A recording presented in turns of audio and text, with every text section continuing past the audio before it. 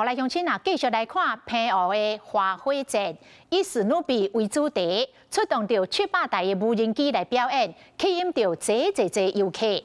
但是昨暝发生意外咯，有这个无人机突然间坠落，碎片是喷甲规世界，间接甲这个小朋友喷着伤。啊，无人机的业者甲澎湖县政府拢承诺会负担医疗甲相关的赔偿。 优美的音乐声配合着闹热的烟火，无人机在空中摆出着史努比一个大人囡仔拢真介意的经典角色。无人机改换队形，和史努比甲圆滚滚的阿拉陪观众做伙看烟火。澎湖国际海上花火节有多元的表演，吸引着上千的游客来欣赏。也毋过昨暝所发生着无人机摔落来害囡仔受伤意外。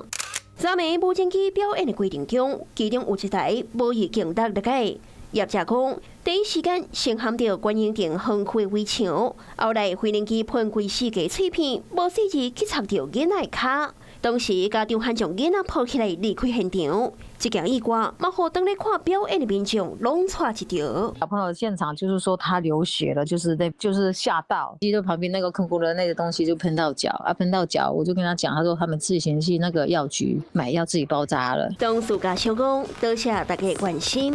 那因大已经留下业者讲，小朋友超6、7岁，受伤的脚经过观测已经无安怎，要提供联络方式给无人机的业者。那昨天因为风力比较强，那在掉落的时候，它可能就是撞到了那个墙壁，撞到墙壁之后，那可能有这个小石子反弹哦，到刚好呢，就是反弹到小朋友的脚上，包括这个医疗的一个这个责任啊、赔偿啊，我想这个厂商这边都会负起责任来做一个就是处理啊协助。董事业者承诺会负担所有医疗甲相关赔偿。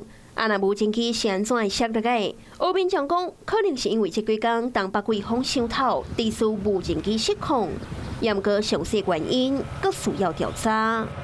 Hello， 我是庄慧琪。想要抢先掌握最及时的新闻资讯吗？赶快订阅、按赞、开启小铃铛，锁定华视新闻 YouTube 频道。